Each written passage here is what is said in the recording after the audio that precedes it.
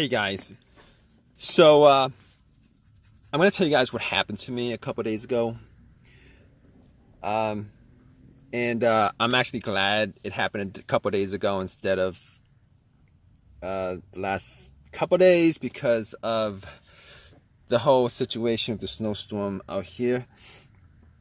So basically, I was at the Home Depot getting some stuff. Parked my car, was there for about an hour, and then I came back out ready to go back and try to start my car, and guess what, guys, it cranked up okay. Everything worked. It cranked up okay, but it wouldn't turn over, and I must have tried it about 5 times cranking it up before I just settled on there being something wrong with the car.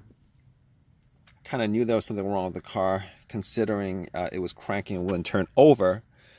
But had to try it a couple of times, more than a couple of times, just to. Well, I was hoping that it wasn't anything that I couldn't fix by just maybe trying it a couple of times and then doing the whole shifting from park to other gears and then trying to start it up, and then pressing the accelerator a couple of times, seeing if that helped, and 5-6 times, and after that I kind of gave up on it because it wouldn't turn over. It would crank. It would you guys know what that is. It makes that noise when it cranks up just fine. It just wouldn't turn over, and those cranks were very, very strong cranks. They were very strong cranks. It wasn't any kind of slow crank, any kind of, and that was a bit worrisome to me because if it was like a slow crank or a weak crank, I might have assumed that it was probably the battery or something like that. But considering it was a strong crank every single time I try to crank it, So basically, I was still hoping that it was something simple like the battery. So what I did was I turned on my headlights and went out to check to see whether the headlights were bright or not. And the headlights were very, very, very bright. So basically, couldn't really make heads or tails of that, considering, well, I kind of could, but I was hoping that it was the battery, because since I was at the Home Depot, if it was the battery, I could have just hopped into the Home Depot and they probably had the brand of battery for the car. But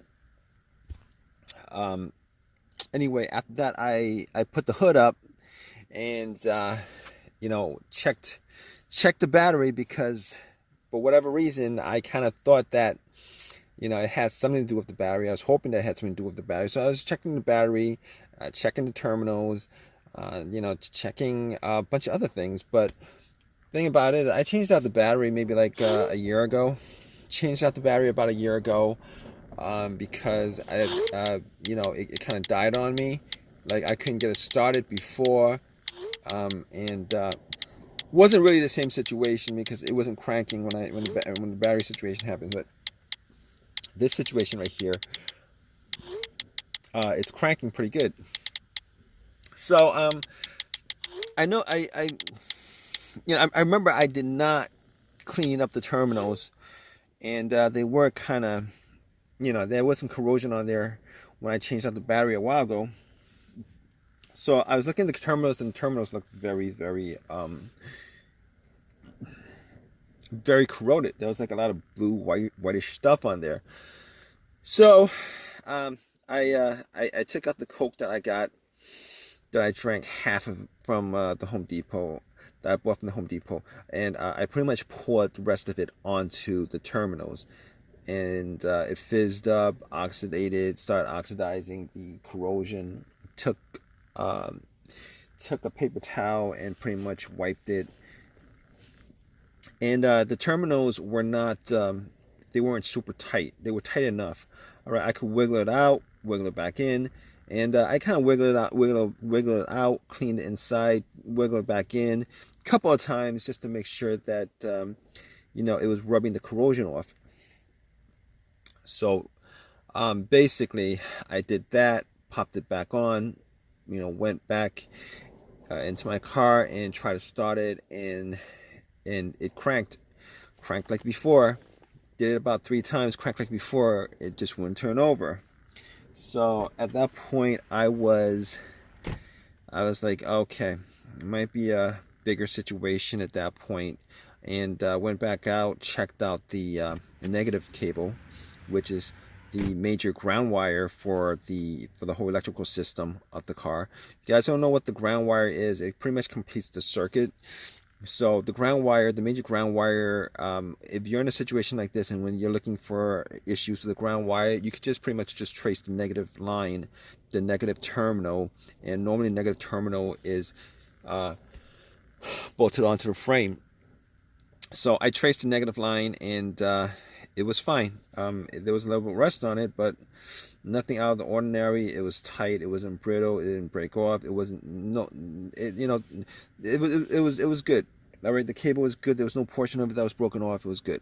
So at that point, I was able to pretty much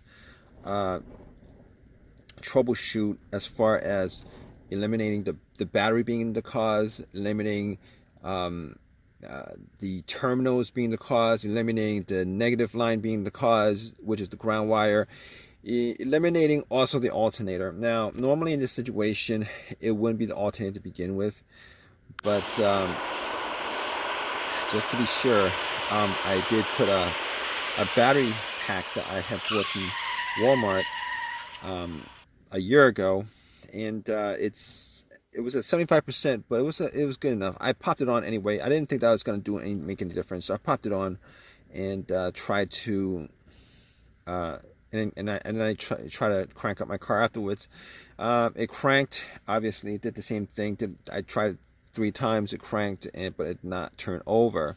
So at that point, I could rule it out completely, all those things, including the alternator, which if it was the alternator, which it probably couldn't have been, but if it was, the car would have started, and then once I took the booster pack off, it would have died off. So basically, I could eliminate all those things. So I was scratching my head trying to figure out what it was, and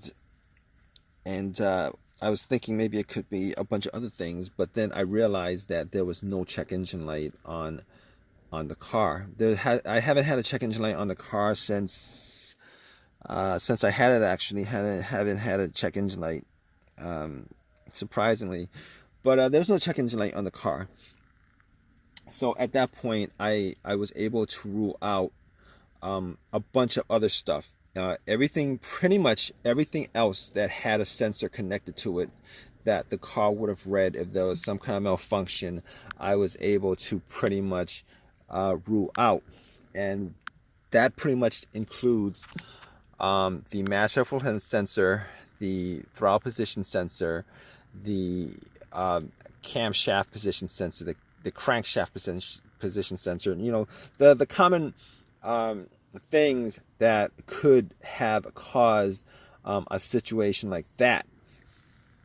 But I had an OBD2 reader, a cheap $20 OBD2 reader that I had bought from Walmart, and I plugged it in. Okay, and the reason why I plugged it in was to make sure of a couple of things. One of those things was that it wasn't a computer issue. Sometimes if the computer has an issue with being connected to the car itself, it would cause a crank no start situation. So I plugged it in, and if the OBD2 was able to read it through and then analyze it and give me a readout, I knew that that wasn't the case. Normally computer issues could exist because the car's computer could be malfunctioning. There would be a short somewhere, or a fuse issue, blown fuse to the car's ECU, ECM. But it gave me a readout. No codes, all clear. So I could rule out, at that point, I could rule out everything I mentioned which was the mass airflow sensor, the camshaft position sensor, the crankshaft position sensor, the throttle position sensor, rule all those out. I could also rule out the battery at that point. Now, seeing as how I ruled all those things out, there was only a couple things that could have caused it. Being as this is a general troubleshooting assessment that I did, I was like, okay, so it could be the ignition cylinder, fob key could sometimes do that, security, the relay, the fuses, fuel pump, fuel filter clogged up, a bunch of those things. But at that point, I was pretty much trying to test out the things that I could test out, and I was pretty much in that situation where I was going through the things that I could test out without needing any kind of without having taken anything apart, pretty much. So I was like, I got to where the fuses were. I looked at the fuses just to see whether there was any kind of, if I could see a blown fuse, if I smelled any kind of burnt smell at all, and was not able to detect whether there was a blown fuse. I did not have a fuse tester on me, and I don't know. I don't know if the Home Depot sold fuse tester. They might. I'm not sure, but it didn't cross my mind to actually go and get one. I didn't think it was a fuse to begin with, but I couldn't have been 100% sure of that.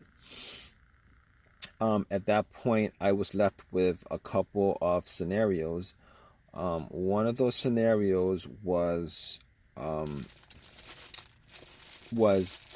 the fuel pump or fuel relay.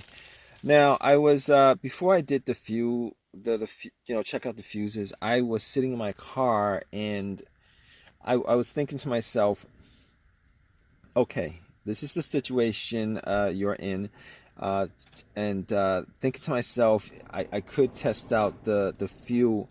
I could tell whether the fuel pump, normally you could hear the fuel pump prime. All right, if you have the ignition on the on position, normally what happens is it sends electrical charge to the fuel pump motor. The fuel pump motor does its work and it sends out, pressurizes the system. You can actually hear it. Now, seeing as how there was only me in the car, I wasn't able to test it out efficiently, which is like when you have another person right next to where the fuel cap is, you would take the fuel cap off and then listen while the person in the car turn the car to the on position, and normally you would be able to hear a slight whizzing sound, a motorized sound, something like that. But seeing as how I did not have another person there with me, I sat in my car and I turned it to the on position without cranking it, because if you crank it, what happens is you're gonna miss the slight sound of the fuel pump priming. So seeing as how there was only me, I sat in the car, turned off everything, had the windows up, and then pretty much just try to turn it to an on position about 3 times, and then turn it off, turn it to an on position, turn it off, turn it on, turn it off, just to see whether I could hear some kind of whizzing sound, some kind of motorized sound. And unfortunately, I wasn't able to detect that. So from there, I actually went to test the fuses, and I couldn't tell whether it was 100% the fuses or not. But when I got to the relay, I was thinking, well, maybe it's the fuel pump relay. So what I did was, I actually could not tell whether the relay had issues or not. So, but there was another relay on the board that I could swap out.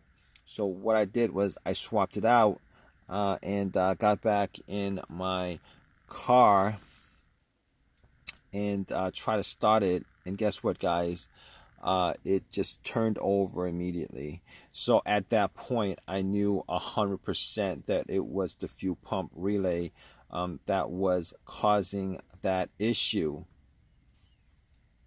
And basically, I drove to AutoZone, bought the relay, you know, and pretty much just did a little switching around, and haven't had any issues with it since. I didn't have any issues with it yesterday. Wasn't I haven't been out today because of the big snowstorm, but it works fine. It worked fine all day yesterday.